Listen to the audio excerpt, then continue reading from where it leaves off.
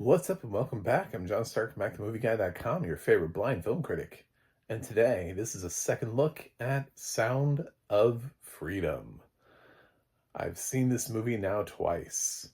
Does this mean I really like it?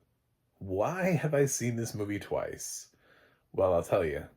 It's because, finally, months later, this film acquired audio description on Amazon. And uh, I didn't even jump on it right away because I was like, I don't know if I really want to see Sound of Freedom again. I don't know if it's a happy movie, but I did feel like I want to eventually kind of replace anything that I called out for not having audio description with a review of it having audio description. So I will tell you, the other review no longer exists. This is it. This is my Sound of Freedom review. Because, yeah, I'm a blind film critic and I need audio description, and I like to have blind fans and they need audio description. So for you guys, I'm wearing a purple baseball cap today. It's backwards, black sunglasses, and I'm wearing a Fortnite t-shirt. A game that is not accessible for blind people at all, but I've had the shirt longer. I played it back in the day when it first came out. I had like the founders pack and everything. Anyway, that's a longer story that has absolutely nothing to do with Sound of Freedom. So, yeah, Sound of Freedom is the Angel Studios release that just surprised everybody at the box office, made an insane amount of money in 2023. Jim Caviezel is the star here. The big reason for watching. I think Mira Sorvino's in this. Um, Question mark. I don't think it really matters because it really just spends all the time with Jim Caviezel anyway. Or Caviezel, or however somebody wants to say his name. I don't really care. He every time he talks about drinking babies, I want to punch one. So it just like he is so weird, but he is a good actor, and I'm not gonna take that away from him. He is crazy as a fox. He is also a brilliant actor. He truly is. Like it's amazing. And to be honest, even though I disagree with him on like many points, we've had lots of other actors that are absolutely bizarre and just like off the walls nuts, and they've been brilliant. I mean, Marlon Brando is a great example. That dude is weird as shit. And if you read the Hollywood stories on Marlon Brando, fucking weird, man. He's so weird. And, he just like, he's impossible to direct.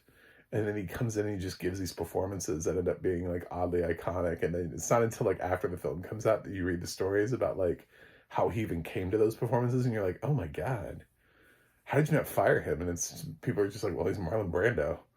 It's like, how do you not, you know, Apocalypse Now is a great example of that. Or I love the stories about Island of Dr. Moreau, which wasn't even a good film, but yeah, he just kind of does his own thing. He just, here's a script, I don't need that.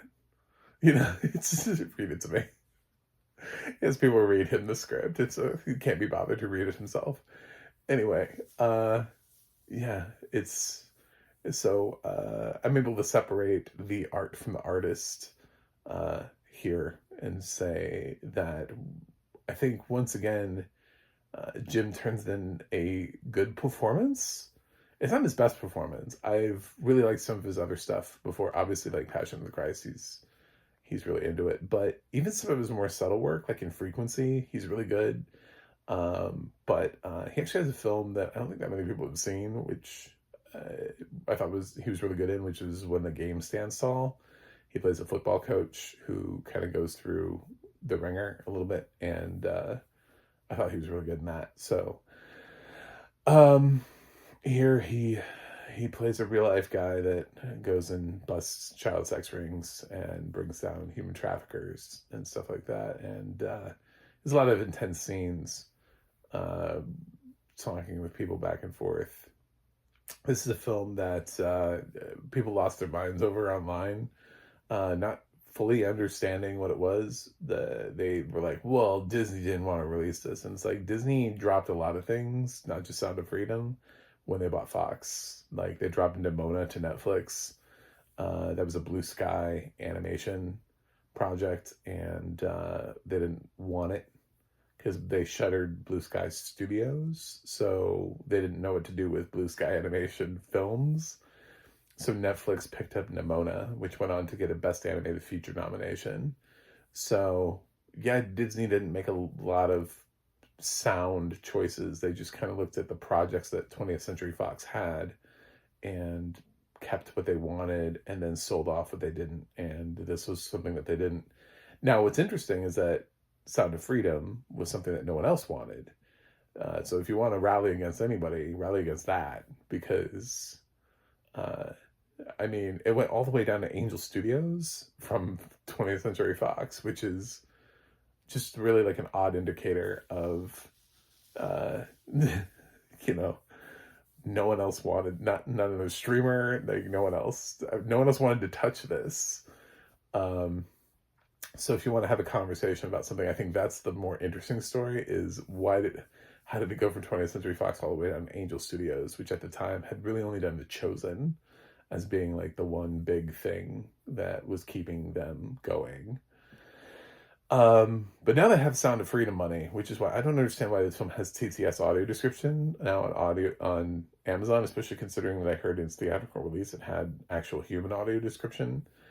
Amazon is now using a TTS audio description track for it, which is very disconcerting considering I know a ton of people have reached out, and we're reaching out to Angel Studios like over and over and over. I definitely read a post from somebody who was talking about how they actually met somebody from Angel Studios at a convention, like as a blind guy. They went to some, I don't know, some convention that allowed Angel Studios or representatives from Angel Studios to be there. And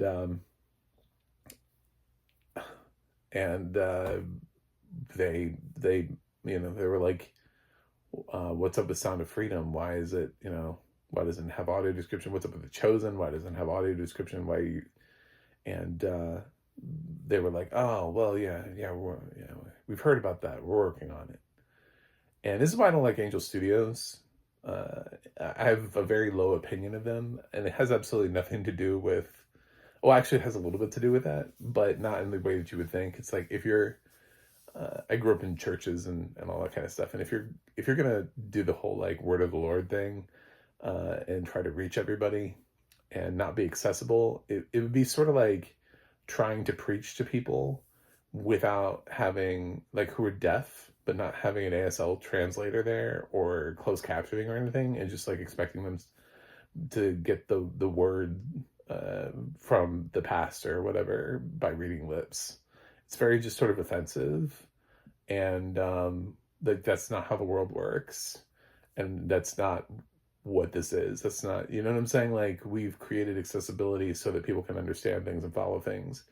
And either you want everybody to hear the word of Christ, or you don't want everybody to hear the word. And if Angel Studios doesn't embrace accessibility, then to me, they're just trying to make money off of people who think they're there for the right reasons when they're really not there for the right reasons. Like, Angel Studios could give two shits less, is what I'm saying. So, they can call me on my bluff if they want and put actual audio description on all their shit, because they've made enough money. Audio description is not that expensive. Everybody thinks it is. It's not that expensive. Sound of Freedom has made way more for them than they could have ever possibly imagined it would have made. And they should be sitting, unless they just, I don't know, had like one hell of a Vegas weekend. They should have pretty much a ton of money to be able to put audio description on all of their projects. They should be able to have a fund for, accessibility, to be able to spread that word for everything, not just for Sound of Freedom, but for The Chosen, for any other film that they make after this. All that stuff should be able to have audio description. And not just in theaters, but on home video. It should be able to transfer to all the VOD services. It should be able to transfer to whatever streaming service picks it up. All that stuff The Chosen, which I think airs on the CW now. Yeah, everything. It should all have audio description no matter where it is, because Angel Studios is either here to play or they're here to play you. And right now, it seems like it's the latter of the two. The TTS audio description track is inadequate. It doesn't ever translate any of the Spanish, which is very weird because I have a feeling that has subtitles. So it's like it almost requires you to be bilingual as a person, which I know some Spanish, but not enough. I was like hearing words. I'd be like motto, so I'd be like, "Oh, hands." He's saying something about hands, and that's so. You know, it's not enough. Like if you want me to be impacted by the dialogue of these people, they could be talking about anything in these scenes. I have no idea. The audio description is oddly disturbing when you kind of think about like because it's describing. But then again, this is probably what people are looking at. Why people were so angry about Sound of Freedom, but it's describing like all this stuff that these kids are being forced to do. And I was thinking about the fact that these child actors. I'm like, what are they telling these child actors, that are in these scenes to begin with, that are having to do uh, sexy faces and sexy time and you know, unbuttoning the top of a child, to show more, to make them. Like it's just it's such an odd, like contextual thing, for these kids. Like what do you tell them? Like, oh, you're in this movie. It's sort of like kids in horror movies too. Like, do they end up watching the movie that they're in? Like, when there's blood and guts everywhere, or do they just, nope, not allowed to watch that. You were in it, but you can't see it because that movie is way above your pay grade. Yeah, I don't know, but Jim plays a guy who basically like infiltrates and gets like a huge bust and um if I took this film as being like 100% true, which films are never 100% true, uh which is one of the things that came out. And if I'm gonna do the let's to be fair, and counterbalance the people on the other side who came at Sound of Freedom, who were like, well, see, it's not even true. It's made up, and the producers.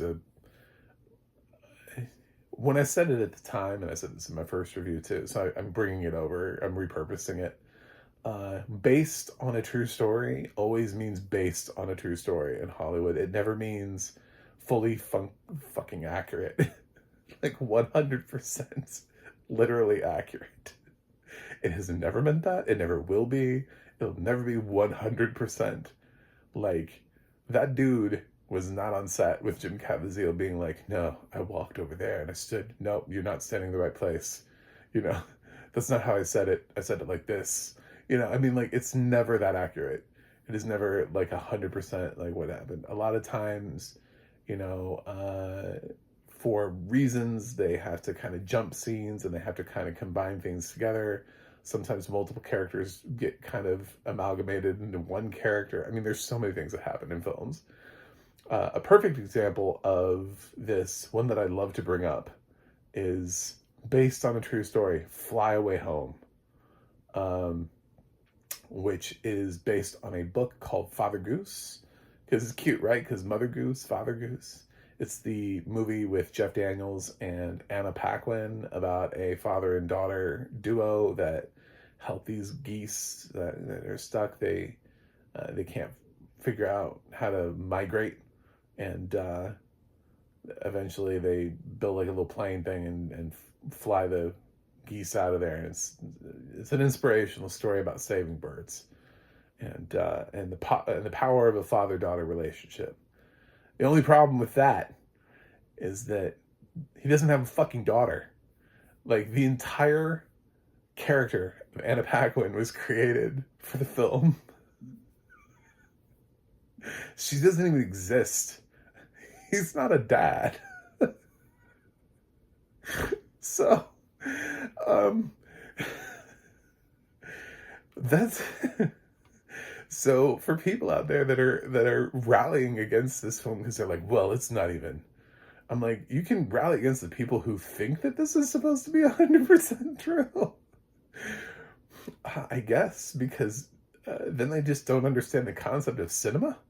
This was made by 20th Century Fox originally, and and they were making it. The reason why this film kind of plays a little bit traditionally, and not like some weird sort of indie, like a lot of films sort of this ilk really feel like they're underfunded. This film feels well funded, and part of that is because 20th Century Fox. So it was funded in a way that they had the money and they came in and they did this. But that means they also did the usual Hollywood tropes, which means, yeah, it's not 100% accurate. I don't know why everybody thinks it is on both sides. Like, I don't know why there's an argument like it should be 100% accurate. There is no film that is 100% accurate. It just doesn't exist. Documentaries even cut and paste scenes and take scenes out. So I guess they're the closest to accurate that you can get because it's an actual depiction, but you don't know what they left on the cutting room floor. So that's the other thing about that, about even documentaries. So yeah, Sound of Freedom. Guess what? They changed some shit. Live with that. It's okay. So originally, I was guessing this film was probably like around, I think like a C or C minus or somewhere. I was saying like that.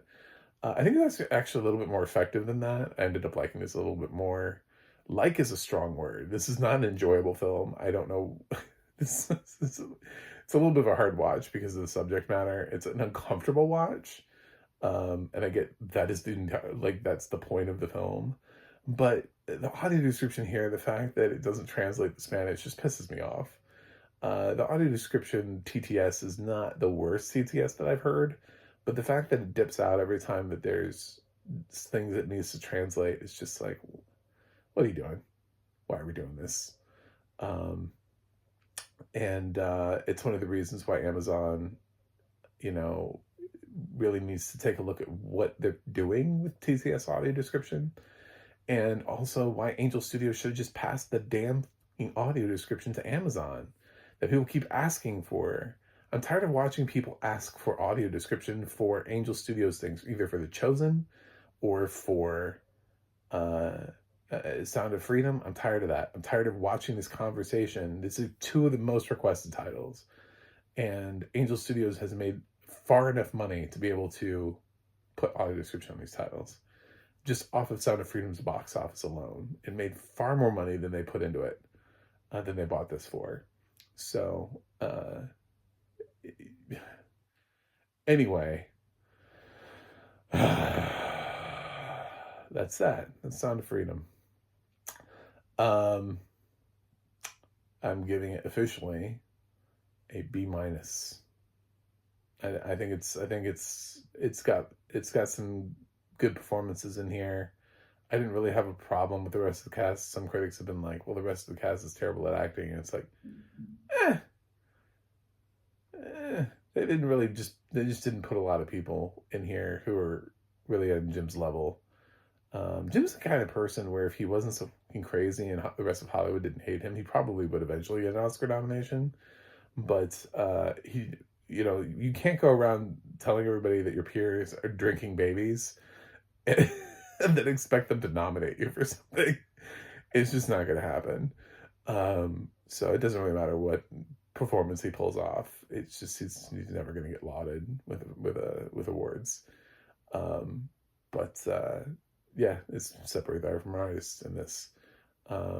He gives a good performance here, like he sort of reliably does.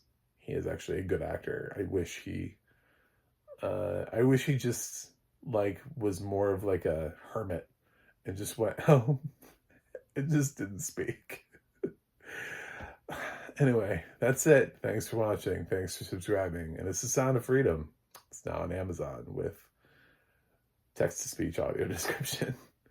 Yay! We made it. I'll see you guys on the other side.